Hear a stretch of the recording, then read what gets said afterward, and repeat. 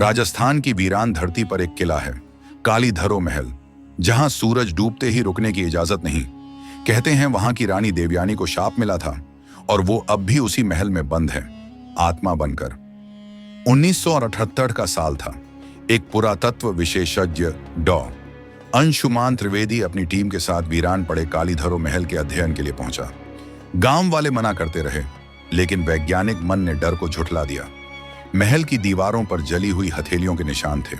मुख्य दरवाजे पर लिखा था, जो मेरी पीड़ा को न माने वो मेरी पीड़ा को झेलेगा। 400 साल पहले रानी देवयानी कालीधरो राज्य की रानी थी, सुंदर, शक्तिशाली और विदुषी। लेकिन उसे शाप मिला था। कहते हैं उसने काले जादू का सहारा लेकर अपने दुश्मनों को मिटा दिया था। बदले में उसकी आत्मा कभी मुक्त नहीं हो पाई। उसका अंतिम श्राप था, जिसने मेरी मौत को झुठलाया वो मेरी मौत का हिस्सा बनेगा। रात 12 बजे महल में डॉ अंशुमान की टीम की सदस्य रिया चीखती हुई जागी। उसका शरीर बर्फ जैसा ठंडा था। वो बस एक ही बात कह रही थी, वो मुझे देख रही थी। रानी, शीशे में, खून से सना चेहरा। दूसरे दिन रिया गायब हो गई।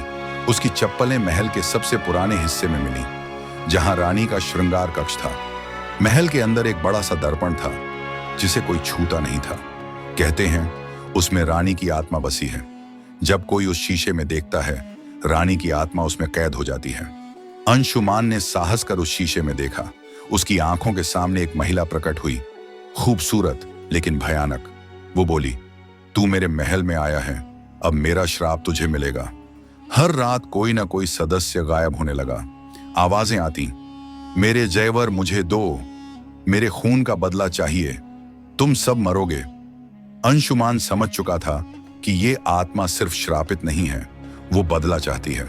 पुरानी किताबों में लिखा था, रानी देवयानी की आत्मा को मुक्ति तभी मिलेगी जब कोई स्त्री उसी श्रृंगार कक्ष में बैठकर रानी के गहने पहनकर उसका अंतिम पायल फिर से उसकी समाधि पर चढ़ाएगी। टीम की एक साहसी लड़की कविता ने यह करने का निश्चय किया। कविता ने गहने पहने महल के अंदर मंत्रों का पाठ किया। अचानक हवा तेज हुई, दीवारें कांपने लगीं और रानी की आत्मा सामने प्रकट हुई। क्या तू मुझे मुक्त करने आई है या मेरे जैसी बनना चाहती है? कविता ने चुपचाप पायल को रानी की समाधि पर रखा। रानी की आत्मा हवा में विलीन हो गई। शांति छा गई। महल को सरकारी संरक्षण में लाया गया। लेकिन आज भी अमावस्या की रात महल के श्रृंगार कक्ष में कंघी चलने की आवाजें आती हैं। कभी कभी कोई कहता है, रानी देवयानी अब किसी और रूप में लौट चुकी है। जिस आत्मा को न्याय नहीं मिला वो शांति नहीं पाती। इतिहास के पन्नों में दबी ये कहानियां आज भी जिंदा हैं, अपने अगले शिकार का इंतजार करती हुई